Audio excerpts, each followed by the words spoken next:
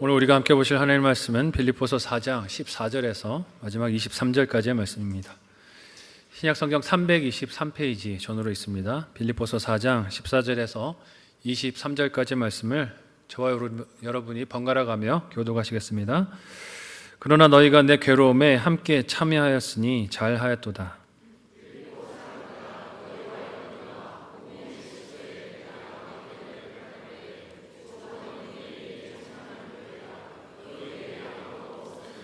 데살로니가에 있을 때에도 너희가 한 번뿐 아니라 두 번이나 나의 쓸 것을 보내었도다.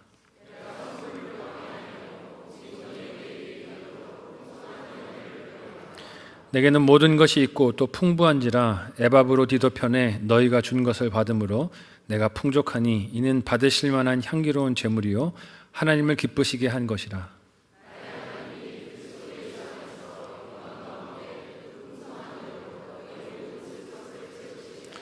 하나님 곧 우리 아버지께 세세 무궁하도록 영광을 돌릴지어다. 아멘.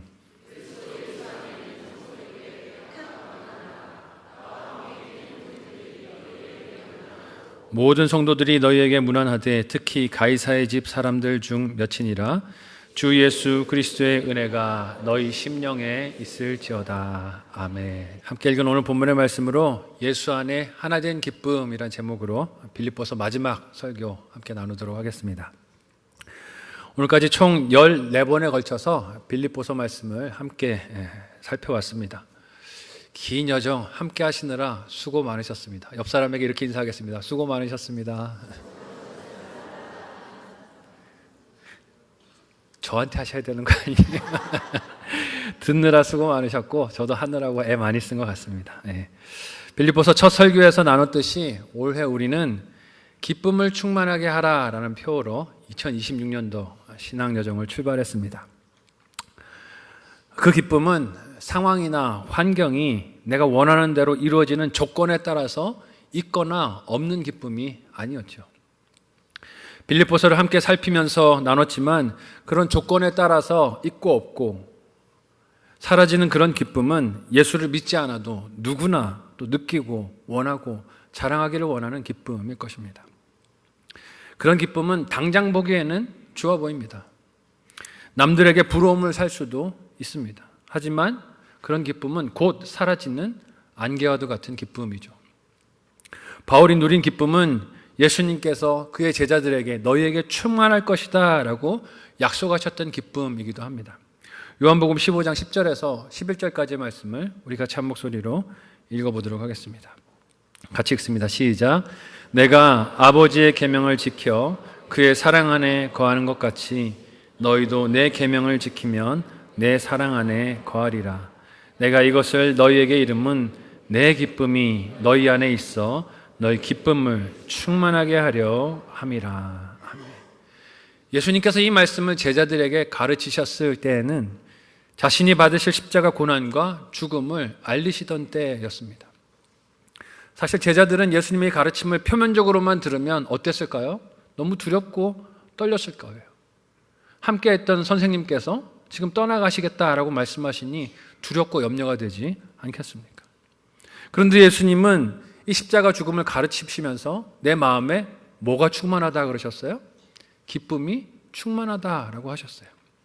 그 이유가 무엇이었습니까? 그것이 하나님께서 예수님께 주신 사명에 순종하는 사랑을 표현하는 방법이었기 때문이죠. 하나님을 사랑하는 길이니 내 안에는 기쁨이 충만하다라고 하셨습니다. 바울도 이런 예수님의 사랑을 그의 회심과 사역 속에서 경험했고 그의 모든 형편과 상황 속에서도 그 예수님의 사랑 안에 있었기 때문에 기쁨이 변함없이 일정하고 충만했어요. 그러니 복음을 전하다가 로마의 감옥에 갇혀 있어도 기뻐했습니다. 빌립보 교회에서 유오디아와 순두개가 갈등한다는, 서로 다투고 있다는 안타까운 소식이 들려왔어도 그의 기쁨을 잃어버리지 않았어요. 왜냐하면 그 모든 어렵고 힘든 일들 속에서도 결국에는 하나님의 구원 역사가 이루어질 것을 바울은 믿었기 때문입니다. 그리고 이제 바울은 자신의 그 기쁨을 빌립보 교인들을 향한 마지막 편지의 인사에서도 함께 알고 공유하기를 권면하며 나누고 있어요.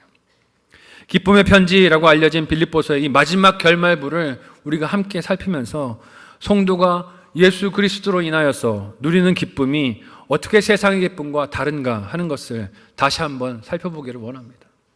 그리고 어떻게 우리 가운데서 그 기쁨의 이유를 발견해서 공동체 안에서 함께 예수 안에서 누리고 나눌 수 있을지 생각해보고 적용하는 이 한 주가 되시기를 예수님의 이름으로 간절히 소원하고 축복합니다. 첫 번째로 우리가 생각해 볼 것은 예수 안에서 우리의 하나됨은 괴로움도 기쁨의 재료가 된다는 것입니다. 예수 안에서 하나된 교회 공동체를 이루는 것은 우리 안에 있는 괴로움까지도 결국에는 기쁨의 재료가 될 뿐입니다. 사람의 고정관념은 기쁘기 위해서 나를 힘들거나 괴롭게 하는 문제가 없어야 한다라고 여깁니다. 그래서 그 문제를 없애기 위해서 일평생 몸부림치지 않습니까? 질병이 그 원인이면 질병이 사라져야 기쁠 수 있다라고 생각합니다. 물질이 원인이면 그 물질이 내가 원하는 만큼 채워져야 나는 기쁠 수 있다라고 생각해요.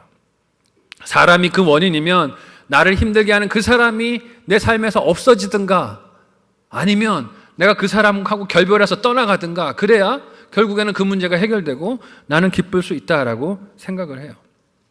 그래서 그 기뻐할 조건을 만족시키기 위해 애를 쓰며 노력하며 몸부림을 치며 분투하며 살아갑니다. 그렇게 애를 써서 괴로워하던 문제가 해결되면 드디어 기쁨이 찾아옵니까?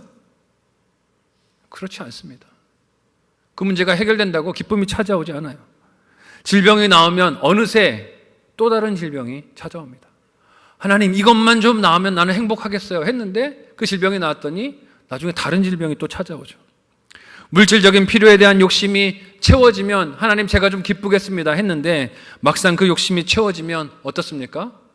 다른 욕심이 벌써 내 마음 안에 생겨 있어요. 충분치가 못한 것이죠. 못마땅한 사람이 내 눈앞에서 사라지면 내 기쁨이 충만할 것 같은데 여러분 그 사람이 사라지면 무슨 일이 생깁니까?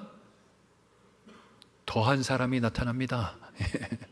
그 사람만 없으면 나는 행복할 것 같다라고 생각했는데 그 사람이 없어지면 더한 사람이 나타나서 하나님께서 나를 양육하시는 것을 경험하게 만드세요. 괴로운 문제를 없애는 것이 나에게 기쁨을 주지 못한다는 것입니다.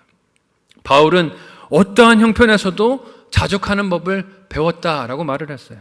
그러나 그것이 궁핍한 환경이나 지금 감옥 안에 갇혀있는 감금 생활이 전혀 괴롭지 않거나 힘들지 않다는 뜻은 아닙니다. 감옥이란 환경 그리고 사랑하는 교회 공동체의 지체들이 서로 갈등하면서 다툰다라는 소식은 분명히 바울에게도 괴롭고 힘든 일이었을 거예요. 그렇지만 바울은 자신에게 능력을 주시는 예수 안에 있었기 때문에 그 모든 환경에서도 인내하며 견디고 기뻐할 수 있었습니다. 빌립보서 4장 13절의 말씀을 우리 같이 한 목소리로 읽어보도록 하겠습니다. 함께 읽습니다. 시작. 내게 능력 주시는 자 안에서 내가 모든 것을 할 수 있느니라. 아멘. 바울이 여기서 할 수 있다라고 말한 모든 것이 무엇입니까? 어떤 괴로운 문제를 만나도 그 속에서 기쁨을 빼앗기지 않는 것을 뜻합니다. 이게 바울이 말하는 모든 것을 할 수 있다는 것이에요. 그런데 바울의 말을 꼬인 마음으로 듣게 되면 어떻게 되겠습니까? 마치 빌립보 교인들이 바울에게 보낸 이 금전적인 후원을 바울이 그다지 고맙게 여기지 않는다라는 말로 들을 수도 있을 겁니다. 나는 어디서나 자족하는 법을 배웠다. 너희가 준 것이 나의 기쁨의 본질이 아니다 라고 말하면 꼬인 마음은 내가 이렇게 헌신을 했는데 고마워하지 않네 하는 생각으로 그 말을 들을 수도 있는 것이죠. 하지만 바울이 빌립보 교인들에게 자족의 신앙을 말했던 것은 그들의 후원이 고맙지 않다는 뜻이 아니에요. 다만 그들이 보내준 물질적인 후원이 바울에게 없었던 기쁨이 생기게 한 것이 아니라 나는 예수로 인해서 늘 기뻤는데 그 기쁨이 너희 헌신을 통해서 더 커졌다라는 것을 나타내기를 원한 거죠. 왜냐하면 바울의 기쁨은 오직 예수 그리스도라는 것을 빌립보 교인들이 잘 기억하고 알기를 원했기 때문입니다. 그래도 바울은 빌립보 교인들이 자신을 생각하며 후원해준 그 후원과 사랑을 자신이 하찮게 여기는 줄로 오해하지 않기를 원했을 것입니다. 바울은 비천에 처할 줄도 알았고 배고픔과 궁핍에 처하는 일체의 비결을 배웠지만 빌립보의 지체들이 자신의 괴로움을 잊지 않고 마음을 다한 후원을 해준 것에 감격하고 감사하고 기뻐했어요. 그 마음을 오늘 본문 속에서는 이런 말로 표현하고 있습니다. 함께 14절에서 16절의 말씀을 같이 한 목소리로 읽어보겠습니다. 함께 읽습니다. 시작. 그러나 너희가 내 괴로움에 함께 참여하였으니 잘하였도다. 빌립보 사람들아, 너희도 알거니와 복음의 시초에 내가 마게도냐를 떠날 때 주고받는 내 일에 참여한 교회가 너희 외에 아무도 없었느니라. 데살로니가에 있었을 때에도 너희가 한 번뿐 아니라 두 번이나 나의 쓸 것을 보내었도다. 아멘. 바울은 빌립보 교인들이 자신에게 보냈던 모든 물질적인 후원들을 빠짐없이 언급하고 있습니다. 이번 후원에만 감사의 마음을 표현하는 것이 아니라 그 이전에도 바울의 필요를 공감하고 헌금했던 모든 일들을 다 기억하면서 지금 언급하고 있는 거예요. 뭘 표현하고 싶은 겁니까? 고마움, 감사한 마음을 표현하고 싶은 거예요.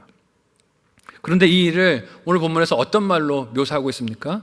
너희가 나의 어디에 참여했어요? 나의 괴로움에 참여하였다라고 표현하고 있습니다. 보통은 우리가 괴로움 속에 있는 사람이 주변에 보이면 어떻게 하는 경향이 있습니까? 힘들고 괴로워하는 사람이 주변에 보이면 그 주변에서 슬그머니 자리를 옮길 때가 있습니다. 되게 많죠. 힘들거나 괴로운 사람이 보이면 슬그머니 그 사람을 피해서 자리를 옮깁니다. 피합니다. 건강하거나 수입이 괜찮거나 그 사람에게서 얻을 이익이 있을 때는 가까이 하고 곁에서 대화를 하고 교제를 주고받다가 그 사람이 좀 힘들어지고 내가 도움을 제공해야 할 것 같고 그 사람이 나에게서 이익을 얻어내고 싶어 한다는 분위기가 느껴지면 어떻게 합니까? 피하죠. 연락을 끊죠. 슬그머니 그 자리를 피합니다. 그런데 예수 안에서 교회가 되어 바울과 한 몸을 이룬 빌립보 교인들은 감옥에 갇혀서 괴로움 중에 있었던 바울을 위해 후원금을 모으고 에바브로 디도편에 보냈습니다. 바울은 이런 그들의 헌신을 자신의 괴로움에 참여한 일이다라고 묘사하고 있어요. 그래서 기쁘다는 것이죠. 보통은 괴로우면 다 피해가고 떠나가는데 너희는 이 나의 괴로움에 동참해 주었어요. 그러니 너무 감사합니다 하는 것을 표현합니다. 물론 빌립보 교회들의 후원금이 바울의 투옥 생활 중에서 경제적으로 어려웠던 그의 형편을 낫게 해주는 측면도 있었을 겁니다. 요긴한 보탬이 되었을 거예요. 하지만 필요가 충족된 넉넉함보다 더욱 사도 바울이 기뻤던 것은 내가 괴로움으로 인해 홀로 싸우는 것 같았지만 빌립보 교인들이 헌금을 보내주니 무슨 마음이 드는 거예요? 아, 혼자가 아니구나. 혼자 떨어져 있는 게 아니구나. 사랑하는 지체와 연결되어 있구나 한 것을 경험한 것이 아니겠습니까? 바울이 홀로 그 싸움을 싸우는 것이 아니라 그를 위하여 기도하며 함께 걷는 지체들이 있음을 경험했던 거예요. 이렇게 예수 안에서 하나를 이루고 있는 교회는 괴로움까지도 기쁜 신앙의 재료가 되는 줄로 믿습니다. 괴로움까지도 서로 사랑을 확인할 수 있는 통로로 하나님이 사용해 주신다는 거예요.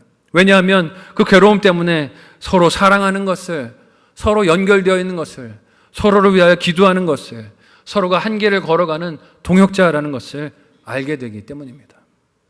또한 바울은 빌립보 교인들의 후원이 담고 있는 가치를, 어떤 가치를 바라보면서 기뻐합니까? 함께 오늘 보면 17절에서 18절의 말씀을 같이 한 목소리로 읽어보도록 하겠습니다. 같이 읽습니다. 시작. 내가 선물을 구함이 아니요 오직 너희에게 유익하도록 풍성한 열매를 구함이라. 내게는 모든 것이 있고 또 풍부한지라. 에바브로 디도편에 너희가 준 것을 받음으로 내가 풍족하니 이는 받으실 만한 향기로운 제물이요 하나님을 기쁘시게 한 것이라. 아멘.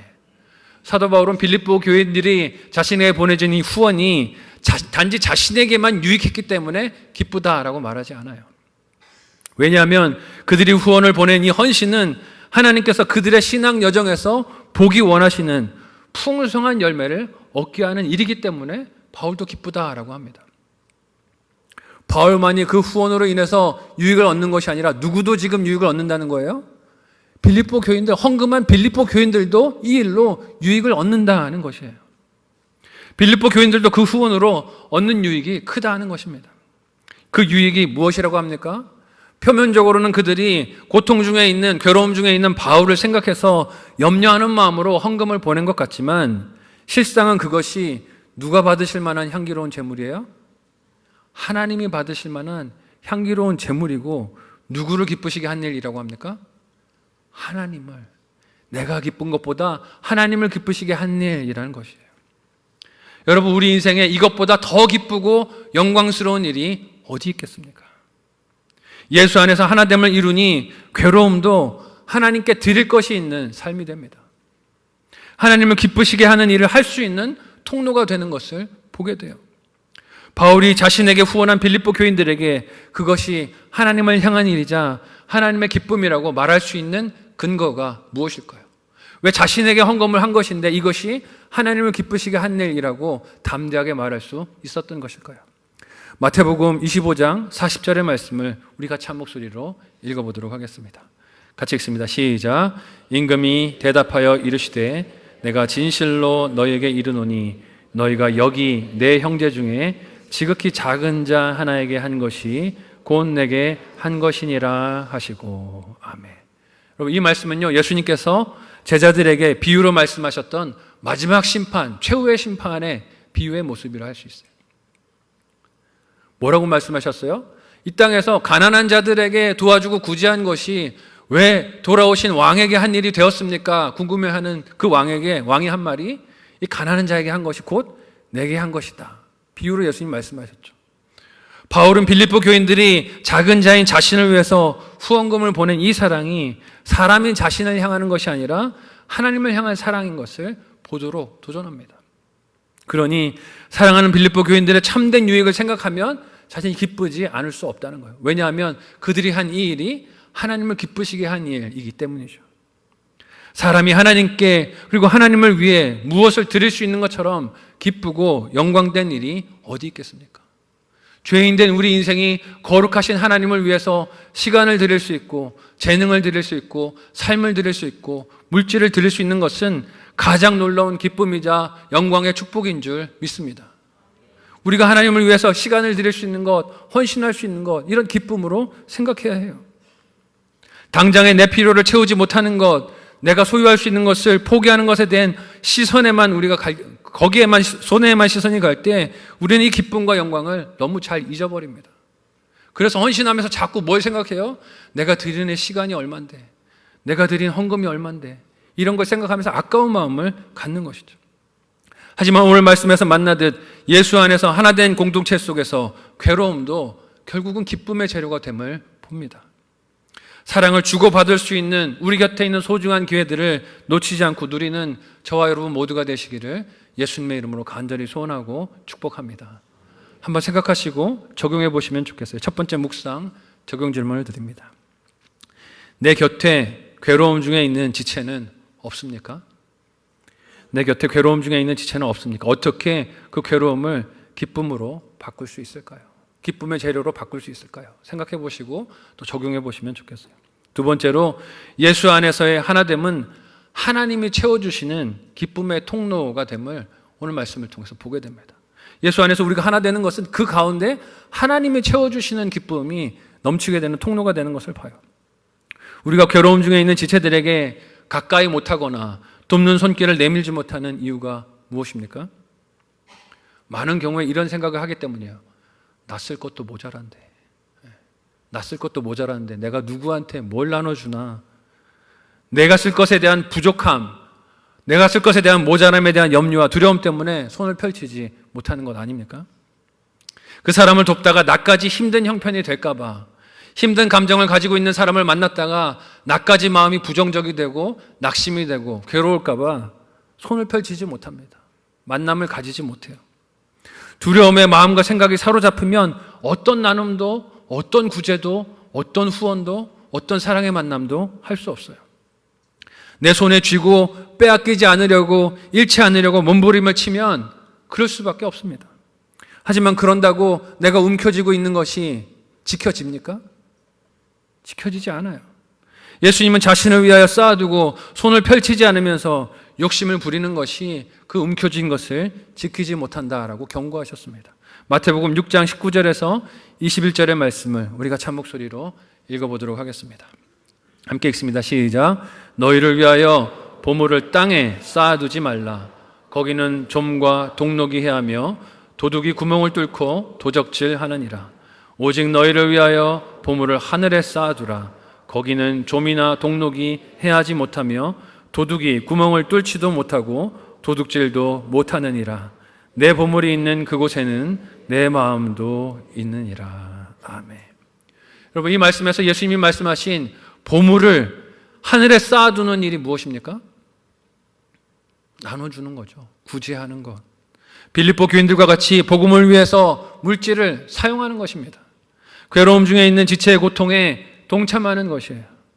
다른 이들의 필요를 생각해 내가 쓸 수 있는 것을 나누는 것이 보물을 하늘에 쌓는 것 아니겠습니까? 우리가 머리로는 이걸 잘 압니다. 그런데 어디로 못 내려옵니까? 손과 발로 못 내려오죠. 바울은 빌립보 교인들의 이와 같은 헌신의 결정이 어떤 기쁨을 만나게 될 것이라고 확신 가운데 고백합니까? 함께 오늘 본문의 19절에서 20절을 같이 한 목소리로 읽어보도록 하겠습니다.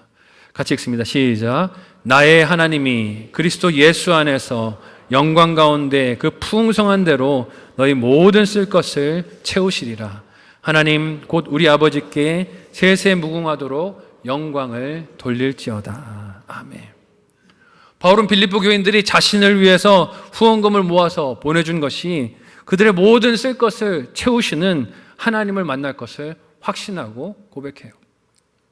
근데 여러분, 여기서 하나님이 세워주신다는, 모든 쓸 것을 채워주신다라는 말의 뜻이 무엇일까요? 마치 요즘 많은 사람들 사이에서 유행하고 있는 주식 투자처럼 좋은 종목에 투자하셨으니 많은 이익을 낼 것입니다. 이런 뜻일까요?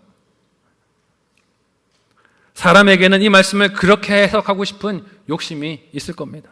그래서 만일 사도 바울을 위해서 후원하는 일에 10만 원을 투자했다면 우리 좋아하듯이 30배, 60배, 100배 그럼 얼마입니까? 10만 원만 했어도 벌써 단위가 달라지잖아요. 와, 하나님이 이렇게 채워주신다라는 뜻일까요? 물질적인 풍요로 갚아주실 것을 하나님이 말씀하시는 것일까요? 그것이 과연 하나님이 우리의 모든 쓸 것을 채워주시는 방법을 말하는 것일까요?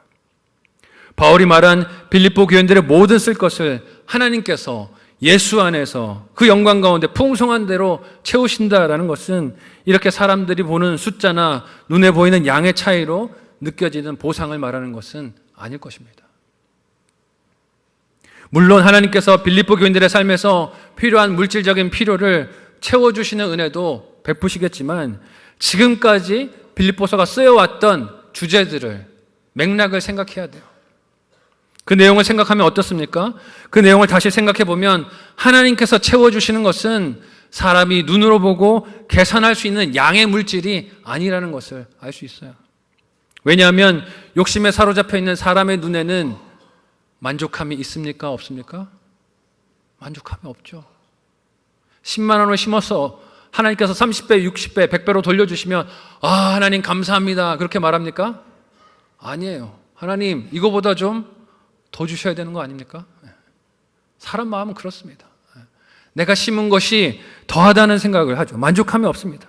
그렇다면 하나님께서 모든 쓸 것을 채우신다라는 것은 도대체 무엇을 채워주신다는 것일까요? 그것은 어떠한 소유나 돈의 양이 아니라 그 모든 것의 공급자가 되시며 자족하는 능력이 되시는 하나님 자체인 줄로 믿습니다. 하나님 자체로 그 마음을 채워주신다는 거예요. 왜냐하면 하나님이 그 마음에 계시지 않는다면 세상 그 어떤 것을 소유해도 만족이 있습니까? 없습니까? 만족이 없어요. 억만금을 가져도 하나님이 없으면 만족이 없기 때문입니다. 그래서 바울은 무엇보다 중요한 것이 하나님께서 그 사람의 마음과 생각을 지켜주시는 것이라고 했어요. 함께 빌립보서 4장 4절에서 7절의 말씀을 우리 같이 한 목소리로 읽어보도록 하겠습니다. 같이 읽습니다. 시작. 주 안에서 항상 기뻐하라. 내가 다시 말하노니 기뻐하라. 너희 관용을 모든 사람에게 알게 하라. 주께서 가까우시니라. 아무것도 염려하지 말고 다만 모든 일에 기도와 간구로 너희 구할 것을 감사함으로 하나님께 아뢰라. 그리하면 모든 지각에 뛰어난 하나님의 평강이 그리스도 예수 안에서 너희 마음과 생각을 지키시리라. 아멘. 여러분, 하나님의 평강이 지켜주시는 게 뭡니까? 너희 마음과 생각이에요. 생각. 너희 마음과 생각. 하나님께서 우리 마음과 생각을 지켜주시는 은혜를 우리가 언제 경험할 수 있습니까? 한번 따라해 보시겠어요? 내 손을 펼 때. 내 손을 펼 때. 그때 하나님이 지켜주시는 마음의 평강, 하나님이 지켜주시는 생각, 마음을 경험할 수가 있어요. 이 은혜는 평생 손을 움켜쥔 사람은 알지 못합니다. 왜냐하면 그는 그 하나님이 그 마음에 채워주시려는 기쁨의 통로를 지금 자기 욕심으로 틀어막고 있기 때문이죠. 그러면서 자신의 채울 수 없는 욕심을 채울 수 있는 방법이 있다고, 그럴 만한 충분한 양을 만나게 될 것이라고 신기루를 쫓으면서 살아갑니다. 이만큼만 채워지면 하나님 저는 만족할게요. 그게 안 된다는 거예요. 하지만 그 삶에는 바울이 말하는 하나님이 그리스도 예수 안에서 풍성함으로 그 쓸 것을 채우시는 만족함이 평생 없어요. 손을 움켜쥐고 살면 그런 만족함은 있을 수가 없어요. 바울은 빌립보 교인들이 자신의 괴로움에 후원금을 보내 사랑을 나타낸 것이 이처럼 하나님께서 그들 마음을 기쁨과 만족함으로 채우시고 좋은 열매를 맺으실 것을 확신했습니다. 그래서 그 은혜를 주신 하나님께 영광을 영원토록 돌리며 찬양으로 그 확신을 빌립보 교인들에게 표현한 거예요. 이렇게 예수 안에서 성도의 하나됨, 괴로움 중에 있는 지체를 돌아보며 섬기는 그 사랑은 하나님이 그의 심령을 채우시는 기쁨의 통로가 되는 것을 봅니다. 바울은 이 기쁨을 자신이 먼저 모든 환경에서 누렸어요. 또 그 기쁨을 빌립보 교인들에게 전하며 가르쳤습니다. 그리고 그 가르침이 오늘 우리를 향하신 하나님의 말씀이 되어서 우리에게도 이르렀어요. 이유가 무엇일까요? 이 기쁨이 우리 교회를 통해서 다른 영혼들, 다음 세대에게로 이어져 가야 하기 때문인 줄로 믿습니다. 이 기쁨을 흘려보내라고 이 말씀을 우리로 듣게 해주셨어요. 이렇게 예수 안의 기쁨을 전심으로 전한 바울은 이제 자신의 편지의 마지막을 축복의 인사로 마무리합니다. 우리가 이 마지막 인사를 살피면서 주의해야 할 것은 이 인사도 단지 형식적인 글의 마무리가 아니라 지금껏 바울이 빌립보서에서 강조한 주 안에서의 기쁨이 무엇인가 하는 것을 이 인사에 담고 있다는 것이에요. 함께 마지막 21절에서 23절을 같이 한 목소리로 읽어보도록 하겠습니다. 함께 읽습니다. 시작. 그리스도 예수 안에 있는 성도에게 각각 문안하라. 나와 함께 있는 형제들이 너희에게 문안하고 모든 성도들이 너희에게 문안하되 특히 가이사의 집 사람들 중에 몇이니라. 주 예수 그리스도의 은혜가 너희 심령에 있을지어다. 아멘. 바울은 자신의 괴로움에 참여해준 빌립보 교회의 모든 지체들, 예수 그리스도 안에 있는 성도에게 문안할 것을 당부합니다. 여러분, 이 문안이라는 말의 뜻이 무엇입니까? 잘 지내는지 물어보라는 뜻이에요. 옆 사람에게 이렇게 한번 물어보겠습니다. 잘 지내고 계십니까? 여러분, 잘 지내고 계십니까? 그냥 예배 자리에서 턱 앉아 있으면 잘 지내겠거니 하고 지나가는 건 아닙니까? 좀 서로에게 물어보세요. 잘 지내고 계시는지. 목장 예배에 가셔서 잘 지내고 계시는지 지체들에게 물어보시고 가족들에게도 안부를 물어보세요. 영적으로 잘 지내고 있는지, 하나님과 교제에 문제는 없는지 좀 서로에게 관심을 가지고 물어보는 겁니다. 그가 잘 지내고 있는지 여부를 관심을 가지고 물으며 평안을 구하는 축복이 문안한다라는 말의 뜻이에요. 바울은 빌립보 교인들에게 물질적인 후원을 받고 고마워요 하고 거기서 끝나지 않습니다. 후원을 받아서 너무 감사한데 물어보는 거예요. 여러분은 잘 지내고 계세요? 여러분은 하나님의 평안을 누리고 계십니까? 여러분은 나의 기쁨을 누리고 알고 나누고 계십니까? 물어보고 있는 거예요. 그들의 영혼 문제에 관심을 가지고 자신이 예수 안에서 누리고 그리고 나누고 있는 이 기쁨을 그들도 누리고 나누고 있는지 마지막 인사의 문안으로 물어보고 있는 것이죠. 바울은 예수 그리스도 안에 있을 때에만, 그리고 그 은혜로만 구원받은 성도로 불릴 수 있기에 이런 은혜를 입은 빌립보 교인들이 잘 지내고 있는지 영적 상태를 물어 안부를 묻습니다. 특히 그 안부 인사에는 바울 한 사람만 인사를 전하는 것이 아니라 바울 곁에서 함께 동역하고 있는 동역자들도 당신들의 안부를 궁금해합니다 라고 묻고 있어요. 공동체의 하나됨을 보여주고 있는 거죠. 나 한 사람만이 궁금한 게 아니라 내 곁에 있는 형제 자매들, 지체들이 다 여러분의 안부를 궁금해합니다. 묻는 거죠. 그리고 바울은 이 문안 인사를 하며 빌립보 교회 교인들 중에서 가이사의 집 사람들 중에 몇을 특정해서 언급합니다. 그들은 로마 황제 가문에서 일을 했던 일꾼들이나 품꾼들, 종들로 여겨지는데 바울이 그들에 대해서 지금 특별히 언급하고 있는 것은 예수 안에 있는 이 기쁨이 교회 안에서 다를 수 있는 출신이나 배경이 문제가 없다는 것을 보여주는 거예요. 전혀 차별이 있을 수 없다는 것이죠. 예수 안에서의 하나됨은 하나님께서 기쁨을 넘치게 부으시는 은혜에도 차별이 없기 때문입니다. 바울의 이 문안과 축복은 갈등으로 대립하고 있었던 빌립보 교회 안에 유오디아와 순두계, 그리고 각각의 리더들을 따르면서 분란에 동참했던 빌립보 교인들에게 찔림이 됐을 겁니다. 우리가 무슨 짓을 한 건가? 우리가 갈등하고 분쟁한 것이 도대체 무슨 일이었는가 하는 것을 깨닫고 마음의 찔림이 되었을 거예요. 그리고 바울은 마지막으로 주 예수 그리스도의 은혜가 빌립보 교인들의 심령에 있기를 축복합니다. 어디에 있으라고요? 심령에 있기를 축복해요. 왜 심령에 있기를 축복했을까요? 그의 심령, 즉 영혼에 의해 모든 생각과 소원과 행동이 이루어지기 때문이 아니겠습니까? 예수님의 은혜가 그 심령 가운데 있어야 삶도 변화가 되고 손을 펼치는 적용도 되고 사랑의 나눔도 되기 때문이에요. 무엇보다 예수님의 은혜가 간절하게 필요한 것이 사람의 심령이 아니겠습니까? 이렇게 예수 안에서 하나됨은 하나님께서 풍성하게 가장 필요한 은혜를 가장 필요한 것에 채우시는 통로가 되기에 기쁨이 되는 줄로 믿습니다. 이 기쁨을 우리가 믿고 또 누리고 나누는 신앙 여정 되시기를 예수님의 이름으로 간절히 소원하고 축복합니다. 한번 생각하시고 적용해 보시면 좋겠어요. 마지막 묵상 적용 질문을 드립니다. 손을 펼쳐 지체의 필요를 도우며 경험했던 기쁨이 있습니까? 혹시 그런 기쁨이 있다면 무엇이었는지 한번 자녀들과도 목장 식구들과도 나눠보시면 좋겠어요. 두 번째로 안부를 물어야 할 지체는 누구입니까? 안부를 물어야 할 지체는 누구입니까? 어떻게 연락하고 만나볼 수 있을까요? 생각해 보시고 한번 이번 주간에도 적용을 해보시면 좋겠어요. 말씀을 정리하겠습니다. 바울은 4장에 걸친 빌립보서를 기록하며 예수 안에 있는 이 기쁨이 세상의 기쁨과 어떻게 다른 것인지를 자신의 삶이 담긴 가르침과 간증으로 증거했습니다. 왜냐하면 빌립보 교인들에게 그리고 모든 예수 안에 있는 성도들에게 그가 누리면서 나누었던 동일한 기쁨이 있기를 소망하고 원했기 때문이에요. 그 기쁨의 이유는 예수 그리스도이며 그 안에서 하나된 교회 공동체 안에 하나님께서 경험하도록 은혜를 베푸신 선물과도 같은 것임을 말씀을 통하여 보았습니다. 바울은 오늘 본문에서 그 기쁨이 괴로움까지도 기쁨이 되게 하시는 하나님의 놀라운 능력인 것을 고백했어요. 또한 손을 펼쳐서 내 것을 나누어도 하나님께서 풍성하게 채우시는 것이 그 기쁨이라는 것을 증거했습니다. 여러분, 이 기쁨을 저와 여러분도 누리고 싶은 줄로 믿습니다. 이 기쁨을 누리고 싶지 않습니까?